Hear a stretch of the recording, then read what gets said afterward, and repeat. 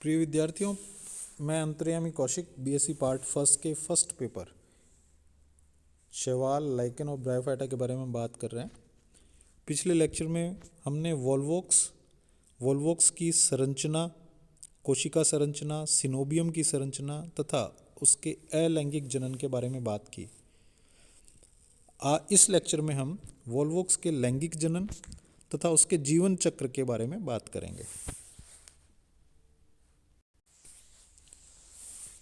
Volvox में जो लैंगिक जनन है वो प्राय जो फेवरेबल कंडीशंस थी, अनुकूल परिस्थितियां थी, हमने पिछले लेक्चर में बात की, जहां तापमान अनुकूल है, जल अनुकूल है और प्रकाश की मात्रा अनुकूल है, उसके लगभग समाप्ति की ओर। मान लीजिए जैसे गर्मियां शुरू होने वाली हैं, तापमान बढ़ने लगा है, जल की मात्रा कम होने लगती है, तो ऐसी स्थितियों में जो अनफेवरेबल कंडीशंस हैं, प्रतिकूल परिस्थितियां हैं, उनकी शुरुआती स्थिति में लैंगिक जनन जो है वो होता है। इसे हम ग्रोइंग सीजन का एंड कहते हैं, समाप्ति, वर्धन काल की समाप्ति पर लैंगिक जनन होगा।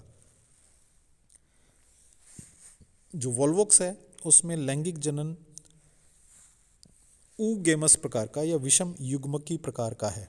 हम पहले बात कर चुके हैं, शैवाल में 3 प्रकार के लैंगिक जनन पाए जाते हैं, जिसमें से विषम युग्मकी या ऊगेमस लैंगिक जनन सबसे अधिक विकसित प्रकार का लैंगिक जनन है। इस प्रकार के लैंगिक जनन में नर युग्मक चल प्रकार का होता है, मोटाइल होता है, यानी कि नर युग्मक एक स्थान से दूसरे स्थान पर गति कर सकता है, जबकि मादा युग्मक या एग सेल अचल प्रकार की या नॉन मोटाइल प्रकार की होती है। इसमें फ्लैजिला नहीं पाए जाते, यह अपने स्थान पर बनी रहती है।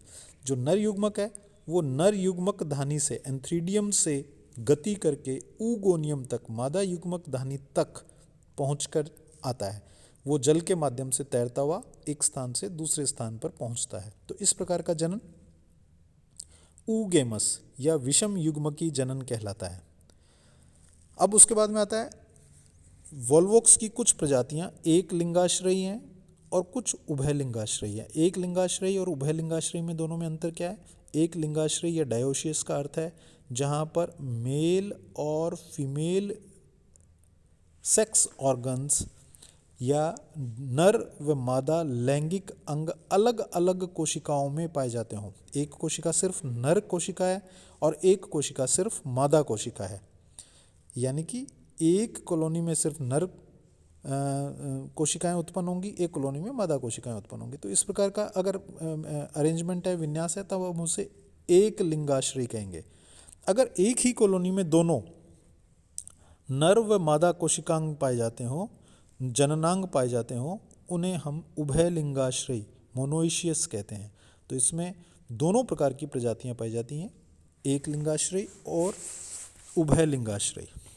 जो जननांग है, मैंने पहले भी आपको बताया, सिनोबियम की पश्च भाग में पाए जाने वाली बड़े आकार की कोशिकाएं जननांग का निर्माण करती हैं। तो जननांग पश्च भाग में ही बनते हैं और वे कोशिकाएं जो कि आकार में बड़ी होती हैं, जो जननांग का निर्माण करती हैं, उन्हें हम युग्मक धानी या गैमिटेंजियम कहते हैं। युग्मक धानी या गैमिटेंजियम। और इनकी संख्या प्रत्येक सिनोबियम में लिमिटेड होती है, बहुत कम संख्या में पश्च भाग में पाए जाते हैं। जो गैमिटेंजियम है, युग्मक धानी, उन्हें 2 प्रकारों में विभेदित किया जा सकता है। जो नर युग्मक धानी है उसे हम एंथ्रीडियम कहते हैं, पूंधानी, और जो मादा युग्मक धानी है उसे हम अंडधानी या ऊगोनियम कहते हैं। तो इस प्रकार से 2 प्रकार के लैंगिक अंग इसके अंदर पाए जाते हैं। अब हम बात करते हैं पूंधानी या एंथ्रीडियम की।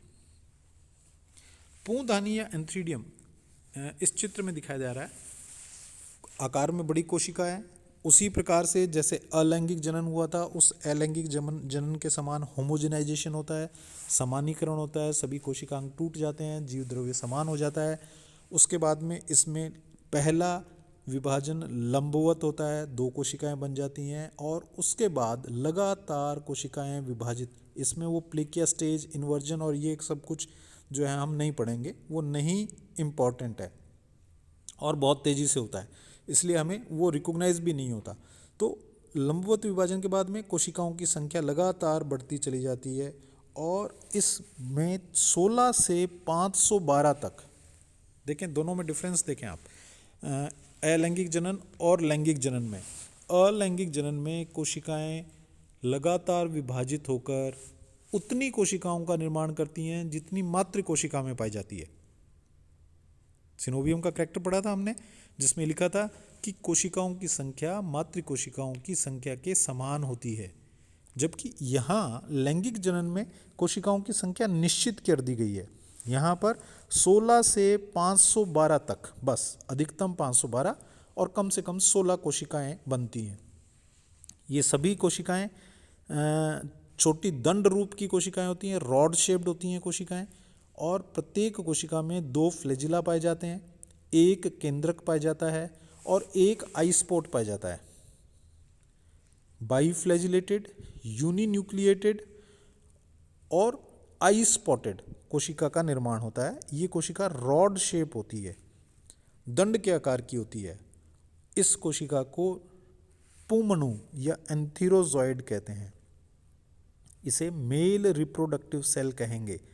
स्पिंडल शेप्ड दंड रूपी कोशिका, बाईफ्लैजिलेटेड द्विकशाभिक, एक केंद्र की ये कोशिकाएं बन जाती हैं और ये कोशिकाएं फिर एक दूसरे से अलग अलग होकर और इस एंथ्रीडियम की भित्ति के टूट जाने से स्वतंत्र हो जाती हैं। तो इस प्रकार से नर कोशिकाओं का निर्माण होता है। दोबारा देख लें, इसमें 16 से 12 रोड शेप्ड सेल्स हैं, पुमनु कहलाती है, स्पिंडल शेप्ड तरकुश रूपी और द्विकशाभिक कोशिकाएं हैं।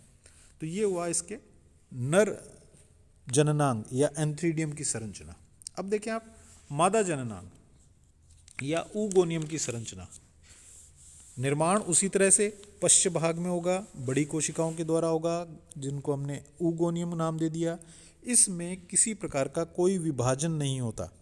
ये एक डिफरेंस है एंथ्रीडियम और ऊगोनियम में।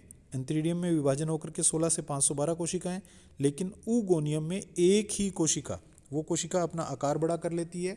उस कोशिका को अंड कोशिका या एग सेल कह देते हैं।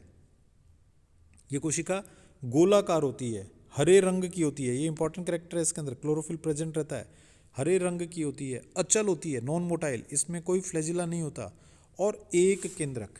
चित्र में देखिए आप इसको, कोशिका आकार में बड़ी हो गई, समानीकरण हुआ और बड़ी होकर के उसी कोशिका को एग सेल कह दिया। अब इस एग सेल में जब निषेचन होना होता है, इस एग सेल में एंथीरोजॉइड्स प्रवेश कर जाते हैं और एंथीरोजॉइड्स प्रवेश कर एक एंथीरोजॉइड इसके साथ संलयित हो जाता है, फ्यूजन हो जाता है, और फ्यूजन होकर के एक जाइगोट का निर्माण कर लेते हैं, युग्मनज का निर्माण कर लेते हैं। निषेचन में नर कोशिका व मादा कोशिका का संयुग्मन होगा, फ्यूजन होगा, जाइगोट बन जाएगा। ये जो जाइगोट है ये हिमेटोक्रोम के कारण, हिमेटोक्रोम एक पिगमेंट है, वर्णक है, उसके कारण इसका रंग लाल होता है, रेड कलर का हो जाएगा, और यह 3 प्रकार की भित्तियों के द्वारा घिरा रहेगा। इसके चारों ओर 3 भित्तियां पाई जाती हैं, जिसे हम बाह्य चोल, मध्य चोल और अंतः चोल, एक्सोस्पोर, मीजोस्पोर, एंडोस्पोर। मैंने आपको शुरू में बताया जो लैंगिक जनन है वो प्रतिकूल परिस्थितियों के आरंभ पे, अनफेवरेबल कंडीशंस के स्टार्ट पर होता है। यानी कि जो जाइगोट है उस जाइगोट को प्रतिकूल परिस्थितियों को सहन करना पड़ेगा। प्रतिकूल परिस्थितियां कौन सी हुई? अधिक तापमान, जल की कमी होना, प्रकाश अधिक होना। तो इस प्रकार की स्थितियों को सहन करने के लिए उसके चारों ओर 3 स्तरीय भित्ति का निर्माण हो जाता है, जो एक्सोस्पोर, मीजोस्पोर और एंडोस्पोर कहलाती है, और इस प्रकार से यह एक सुरक्षित संरचना बन जाती है। जब अनुकूल परिस्थितियां आती हैं, पुनः जब बारिश का मौसम आएगा, जब बारिश का मौसम आएगा तो तापमान भी कम होगा, जल की मात्रा अधिक हो जाएगी और प्रकाश भी अनुकूल हो जाएगा। तीनों चीज़ों के अनुकूल होने पर इसके अंदर उपस्थित साइटोप्लाज्म विभाजित होता है और विभाजित होकर के फिर उसी प्रकार से एक कॉलोनी का निर्माण करता है, जिसमें कोशिकाओं की संख्या उतनी ही होती है जितनी मातृ कोशिका में थी।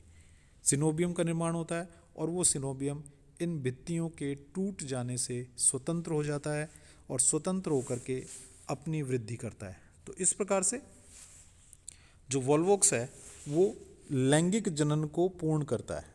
यहाँ इस चित्र में आपको वॉल्वॉक्स का जीवन चक्र दिखाया गया है। वॉल्वॉक्स ऊपर दिखाया गया है, ए सेक्सुअल रिप्रोडक्शन से गोनिडिया बना और गोनिडिया से डॉटर कॉलोनी बनी, उसकी प्रक्रिया हमने पढ़ी।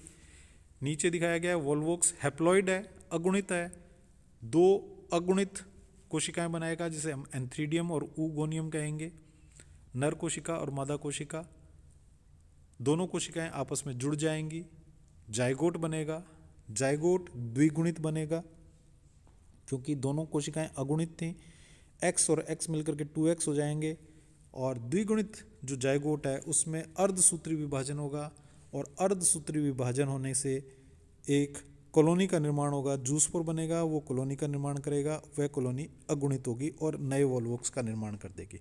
तो इस प्रकार वॉल्वॉक्स अपना जीवन चक्र पूर्ण करता है। धन्यवाद।